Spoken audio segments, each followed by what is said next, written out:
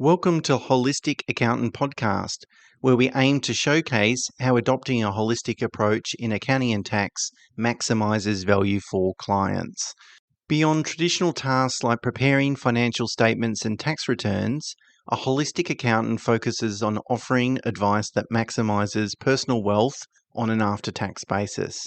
If you enjoy this episode, please consider leaving a rating and sharing it with those who might also benefit. And to ensure you stay updated, subscribe to our weekly email. The link is in the show notes.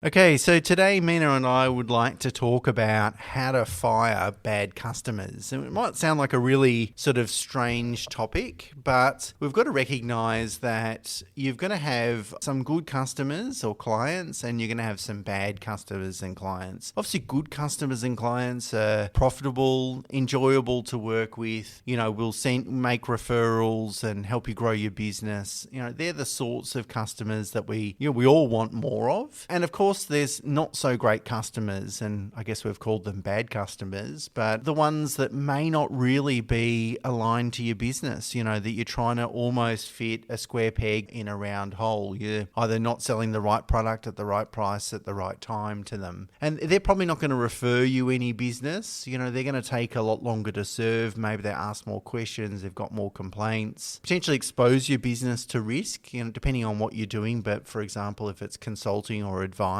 or something like that, the wrong client that isn't perfectly comfortable or happy with what you're doing is potentially risky. Of course, they're less profitable customers because, again, they're more risk and more time to serve, and they're less enjoyable to work with. And let's be honest, that's a significant consideration, not only for you, the individual that owns and runs the business, but if you would like to attract and retain great team members, people want to come to an enjoyable workplace. And there's two parts to that. Of course, working with colleagues that we enjoy working with, but also then working with clients that we enjoy working with that treat us in a respectful manner. So we think it's really important to be very focused on the quality of the clients that you have. And a topic that's very rarely discussed, really, you search around on the internet, there's not a lot of information, is what do you do if you have a customer in your business that you don't feel is perfectly suited? They're not enjoying it. They're all the things that I just spoke about.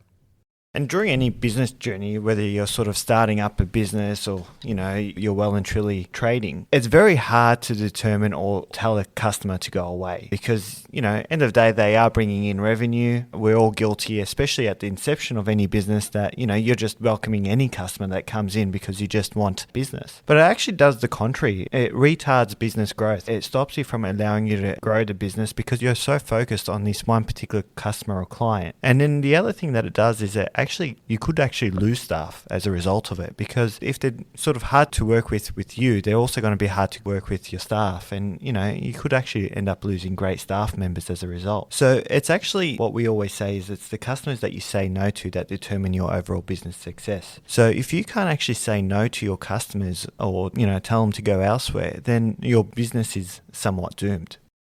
And I guess it starts, Mena, with having a really clear idea of what your target customer looks like. Because, of course, if we could fill a business full of very highly profitable customers that are easy to deal with, that are never any problem, of course, most people are going to appreciate that, but it's not always possible. Not every customer is going to be as profitable as each other. And in fact, if you're really focused on the life value of a customer, at some points in that life cycle, they might not be that profitable or profitable at all. And that's fine, because if we're building a long-term business, we don't necessarily need every single client to be profitable. So I don't think we can necessarily measure in profit, but we've got to look to other metrics of, what makes a great customer or a target customer. And so it's important that you have that very clear in your mind, and then also make sure that your whole team understand what it looks like as well, because we believe that the whole team should be empowered to really run the ruler over the customer base and sort of highlight if they have any concerns with any particular customer or client that might not fit the mold. And as Mena said, one bad apple can spoil the whole bunch. You just need one poor customer and they can eat away all the profit that all the other good customers are delivering and putting on the table. So we believe that it's the people that you choose not to deal with, not the people you choose to deal with, that matter the most.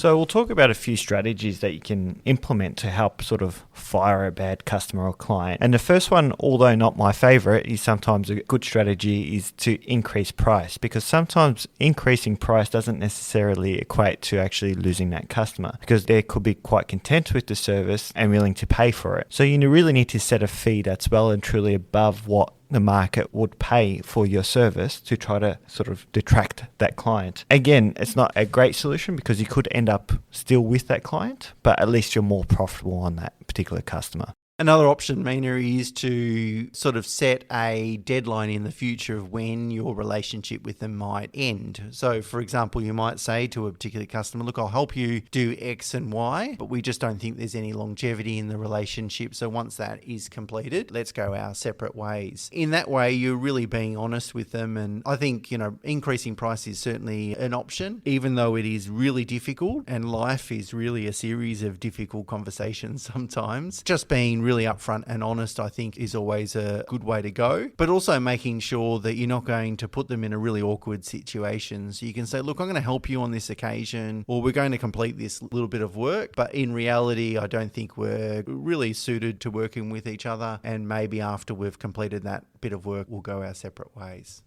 And the final reason you can provide is to actually make an excuse. You could, be truthful in the fact that you don't have capacity right now, or, it sort of ties into what Stuart said before, kick the can down the road in a way, and it forces them to go elsewhere. It's quite a respectable way of doing it. At least you're not telling them outright that, they're not great to deal with and that's why you want to part ways. Yeah. But it sort of still upholds your sort of reputation, within the business. You could be honest, Mena, and say we don't have the capacity to deal with a terrible client. In fact, we never have that capacity to do so. Look, I think you want to make the process as painless as possible. You don't want, one of the consequences of not doing it well is, maybe they jump online and give you a really poor Google review or start talking negatively about you. So what Mena's saying is, if you say, look, we don't have the capacity to do it, or that's not in our wheelhouse, that's not our core business, but go and speak to these people. And if you can help them, find another professional that can help them, or another business that can help them, maybe that's the kind of the smoothest transition in, passing that customer back into the universe. Anyway, the key thing here, I think, is to recognize that there's great customers and not so great customers. And those not so great customers can really have a major negative impact on your business, not only financially, but obviously from a emotional reward perspective, and also has wide-reaching consequences for your whole team as well. And just something that we're very mindful of, and we thought it would be good to share those experiences. So that's it for today, and until next week, bye for now.